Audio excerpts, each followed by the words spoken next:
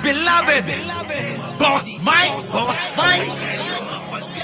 Cervera.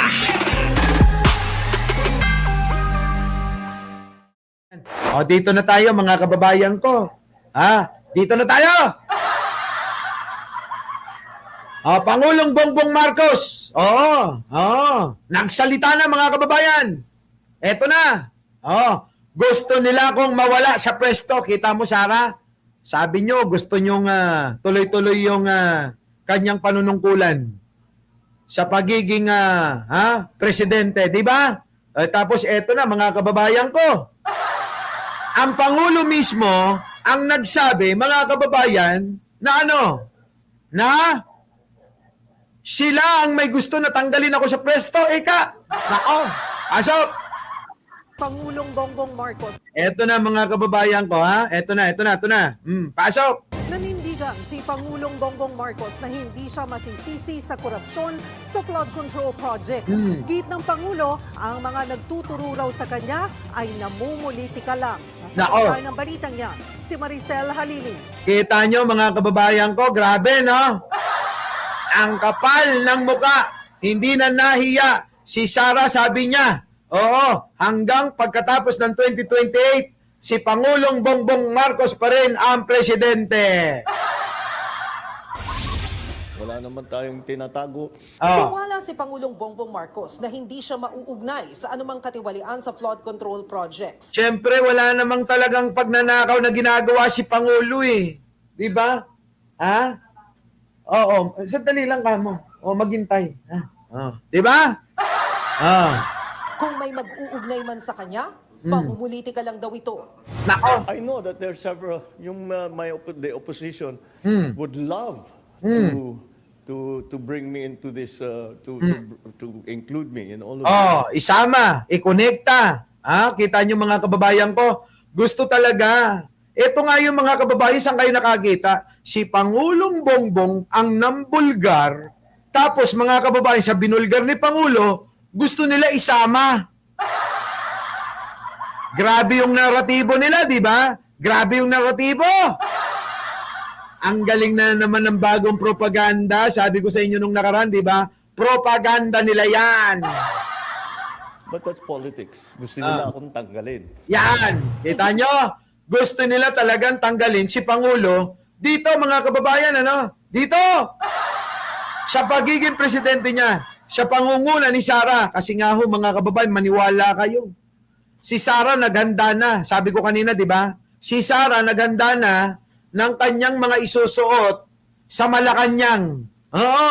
Yung kanyang mga saya, yung barot saya, yung kanyang Pilipiniana. Mga kababayan, napakarami niya ng mga pinagawa.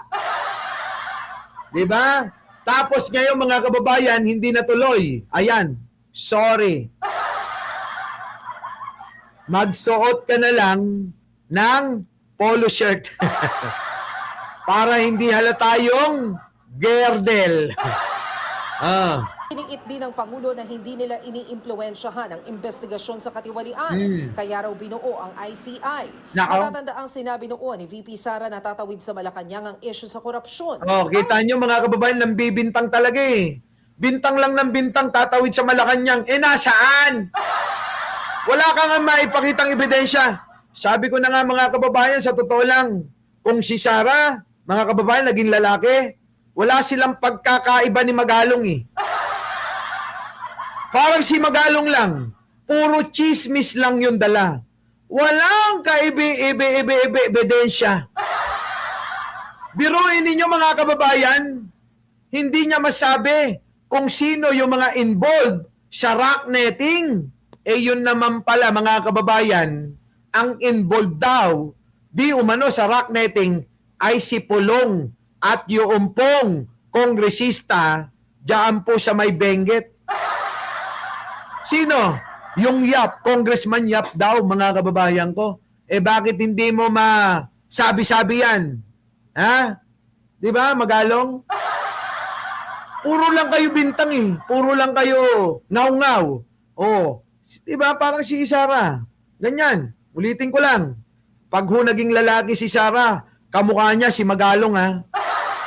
Yan, si Eric Yap. Oh. Magkaroon ng transparency sa national budget, inanunsyo na rin ni Pangulong Marcos na ila-livestream ang Bicameral Conference Committee deliberations para sa panukalang 2026 national budget. Nako! Dito pinagtutugma ng Senado at Kamara ang kani-kanilang bersyon Oh. ng national budget. Sa BICAM din sinasabing nangyayari ang budget insertions para sa umano'y kickback. I have the agreement of the Senate President and the Speaker. Then we will live stream the entire process so that if there are questionable, shall we say, insertions or additions or all that, it will also be clear who moved, who made those changes or who proposed those changes. Kita nyo mga kababayan ko. Alam nyo sa totoo lang, tulad nito mga kababayan, ha? Syempre, itinala ng kanilang kakampi. Eto mga kababayan ko. Sabi ni Sara, may press con mga kababayan. Pangit pa rin siya sa itsura niya. Ayan po. Diba? Tignan nyo. Pangit pa rin, diba? Pangit pa rin. Parang zombie daw si Sara. Sabi ni Arnold Lopez, parang zombie si Sara, sabi. Sabi dito, sa isang press conference ngayong Huwebes ng umaga, inilahad ni Vice President Buday na itinuturing daw niya na professional crisis ang mga political attacks. Bubo talaga, kayo nga yung atake kay Pangulo eh. Si Pangulo lang ang problema. Si Pangulo hindi lang nasagot. Kayo, konting kibot. Hala, parang naaasinan yung mga inyong lubot. Ang mga political attacks, professional crisis daw ang mga political attacks na natatanggap kahit noong kalyado pa niya ang administrasyon. Allah ka. Tumagal din ng ilang buwan bago ko mag-decide na hindi tama yung ginagawa sa akin. Hindi tama yung ginagawa sa opisina na kung saan ako nakaupo, sabi ni Duterte. I will not endure yung ganoon at hindi rin ako hihingi ng some sort of peace. Dagdag niya. Anit mga kababayan ko, si Sara pa talaga may gana na magsabi na inaatake siya. Kayo nga yung walang katigil-tigil, kakaatake kay Pangulong Bongbong Marcos eh. Diba? Wala silang katigil-tigil. Yan lang. Ipinipilit, ikunukonekta. Sa hindi naman siya may gawa. May issue sila kay Martin, parang ako lang din. Tapos, yan ang kaibahan namin. Hindi ko ikunukonekta si Pangulong Bongbong sa issue ni Martin Romualdez. Yung mga DDS, pinag-iisa eh. Ano yan? Magkadugtong yung bituka nila? Hindi magkadugtong dahil panganak pa lang nila, pinutol na. Di ba no, mga kababayan ko? Ang mga DDS, kita nyo, kasalanan ni Martin, kasalanan ni Pangulong Bongbong. Ganon ba yon? Pwede ba yon? Hindi! Ang kasalanan ni Martin, kasalanan niya lang yun. Si Pangulong Bongbong, wala, nada, matino ito. Kaya wag nyo bang masisisi-sisi, ano? Sisi kayo ng sisi. Ayan yung ICC. Pasok na natin, pasok! Ng Independent Commission for Infrastructure ng Immigration Lookout Nako! Orders laban sa 19 na mga individual. Kaugnay pa rin ito ng investigasyon sa flood control scandal. Kita nyo, yan ba yung sinasabi ni Sara na sila yung iniimbestigahan? Hindi naman sino-sino ang mga nasa lookout order? Sila Sara ba? Si Sara, si Pulong, si Baste, si Digong. Si Digong nasa deheg. Basta yung pamilya. Basta yung pamilya ho ni Sara. Di po ba? Kaya nga ho nung Lumindol, walang makitang mga Duterte sa kanila. Kasi ho lahat, nando doon nakaabang. Nagpapasarap sa Netherlands. Kaya nga mga kababayan, ayaw nang umuwi ng mga yan. Ayaw na rin nilang mawala si Digong doon. Bakit kanyo? bakit ayaw nilang mawala si Digong? Kasi wala na silang magiging dahilan para mag-stay pa ron. Kaya naman sila nag-i-stay doon, hindi naman dahil kay Digong. Masarap kaya mag-shopping doon. Oh. Yun, mga kababayan ko.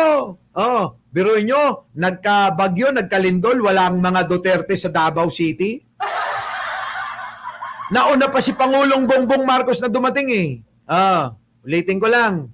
Pagka nakalabas si Digong kaya ayaw nila at ginagawa nila ng issue, sila na yung gumagawa ng paraan para ibintang kay Pangulo na hindi nakakalabas si Digong. Sa totoo lang, sila may gusto nun. Ayaw nila si Digong na makawala. Ayaw nila si Digong makalaya sa ICC kasi wala nang magiging dahilan para sila ay makapunta. Tandaan nyo mga kababayan, masarap talaga ang magbakasyon sa may Europe ng pera ng gobyerno ang ginagastos mo. Masakit mga kababayan kapag kaganyan biyahe ng biyahe tapos pera mo mismo gagastusin mo. Sakit niyan sa bulsa. So eto na, balik natin. Pasok! Base naman sa Pulse Asia survey tungkol sa korupsyon, halos lahat ng Pilipino o 97% naniniwalang talamak ang korupsyon sa pamahalaan. 2% lang ang hindi. Matagal naman na yan. Ano ba namang survey yan? Alam nyo, itong Pulse Asia na pag-aari ni Jack Ma, mga kababayan, yung kamukha ni Jack Ma, nagmamay-ari niyan, syempre, lahat ng ilalabas niyan, yung walang kakwenta-kwentang survey.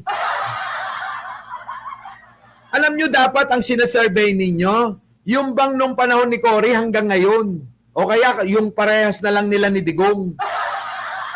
Kung alin dyan ang talamak ang korupsyon, di ba? Sama nyo, Gloria, si Pinoy, si Digong, at saka si Digong. Yan ang survey. Surveyin nyo. Hindi yung para nga naman makita ng numero ng mga tao, yung pong mga pa-survey nila, may dating mga kababayan alam nyong may pambubudol.